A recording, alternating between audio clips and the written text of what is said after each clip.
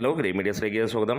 Prince and the family 10ാം ദിനത്തിലേക്ക് എത്തിയിരിക്കുകയാണ്. 9 ദിനത്തെ detailed collection റിപ്പോർട്ടുകളാണ് നമുക്ക് വന്നിരിക്കുന്നത്.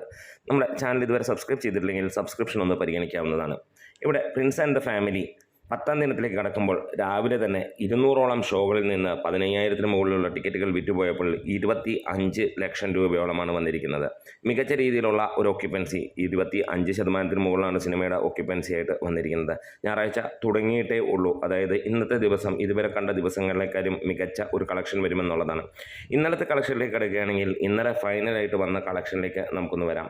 കേരളത്തിൽ നിന്ന് സിനിമ നേടിയത് 90 ലക്ഷം രൂപയാണ്.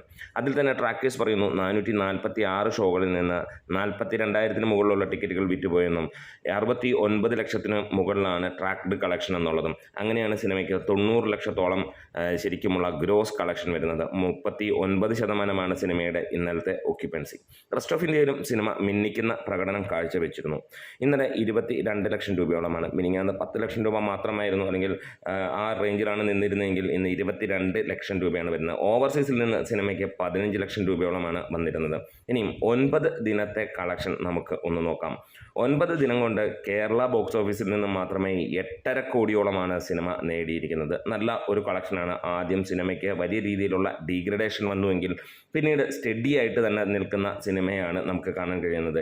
ദിലീപിൻ്റെ ജനപ്രീതി ഒരിക്കലും മങ്ങിയിട്ടില്ല എന്ന് കാണിക്കുകയാണ്. ജനപ്രിയ നായകനാണ്, ഫാമിലിയെ അട്രാക്റ്റ് ചെയ്യുന്ന നായകനാണ് എന്നുള്ളത് ഒരു കാലഘട്ടത്തിൽ മമ്മൂട്ടി, മോഹൻലാൽ സിനിമകളെക്കാളൊക്കെ ആളുകൾ ഇഷ്ടപ്പെട്ടിരുന്ന സിനിമയാണ് ദിലീപ് സിനിമകൾ. കോമഡി അത്രത്തോളം നമ്മളെ വർക്കൗട്ട് ചെയ്തിട്ടുണ്ടായിരുന്നു ആ സിനിമകളിൽ.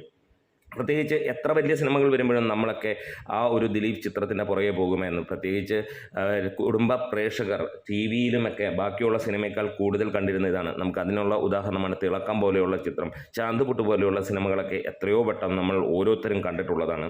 ഇവിടെ നമുക്ക് കാണാൻ കഴിയുകയാണ് 9 ദിനം കൊണ്ട് കേരള ബോക്സ് ഓഫീസിൽ നിന്ന് 8.5 കോടി നേടിയ സിനിമ റെസ്റ്റ് ഓഫ് ഇന്ത്യയിൽ നിന്ന് നേടിയത് 1,75 ലക്ഷം രൂപയോളമാണ്. വേൾഡ് വൈഡ് ആയിട്ട് അല്ലെങ്കിൽ ഓവർസീസിൽ നിന്ന് നേടിയിരിക്കുന്നത് 2,75 ലക്ഷം രൂപയോളമാണ്.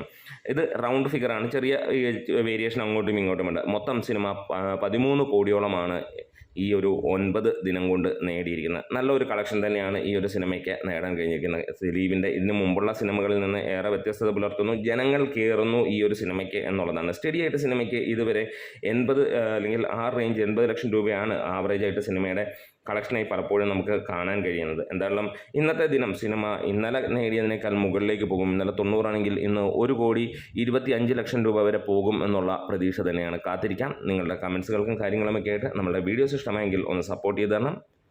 Great medias.